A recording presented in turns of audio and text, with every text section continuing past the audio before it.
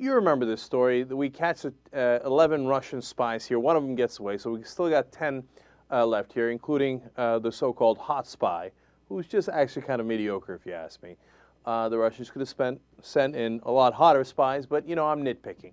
So it turns out there she is. I believe her name is Anna Chapman, but actually we found out her real name is Anna Kushenko. Oh, don't it? Okay, the Chapman is the name of her husband that she married later and then got divorced from. So they're bumbling, fumbling clowns, it turns out. And some people were speculating, hey, you know what? Maybe they're a lot more savvy than you give them credit for, Cenk, and that was just their cover to be bumbling and fumbling. Or maybe that was what the American government put out and wanted us to believe.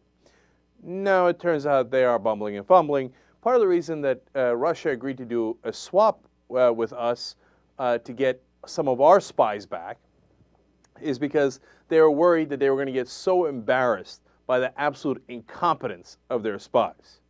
So they're like, yeah, the public trials, not so much. Who do you need? So this is awesome. We got 2 planes. They both went to Vienna, one taken off from America, the other one taken off from Russia.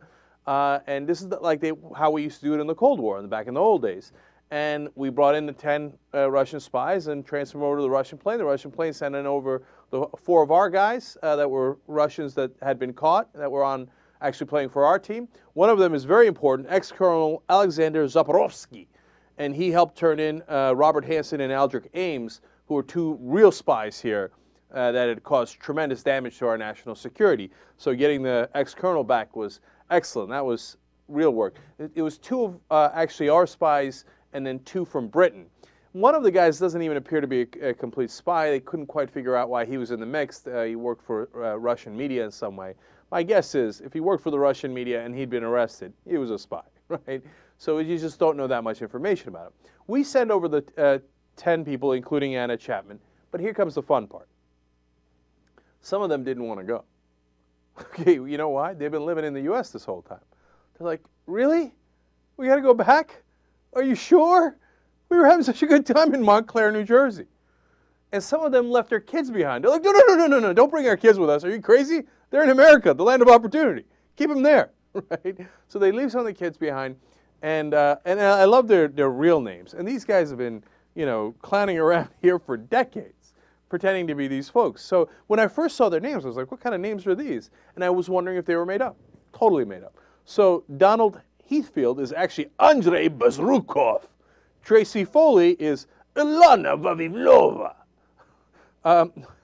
What do we got? We got Michael Zaroli is actually Mikhail Kutsik. Patricia Mills is actually Natalia Pereverzeva. My Russian might be a little off. And then Richard and Cynthia Murphy were Vladimir and Lydia Guryev. And the list goes on and on. The only one that was real was Vicky Pelaez. She is actually not Russian.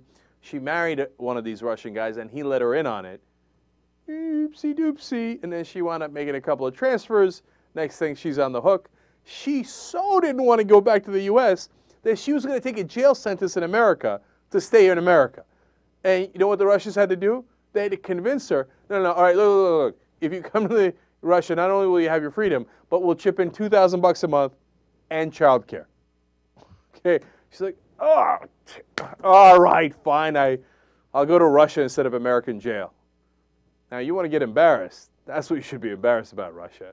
That does not speak well, right? So this whole thing has been terrible, disastrous for Russia. Nicely done on our part to track them. They didn't cause any real damage. And then to get back some real spies that had helped us back in the day. Chalk went up for the Americans.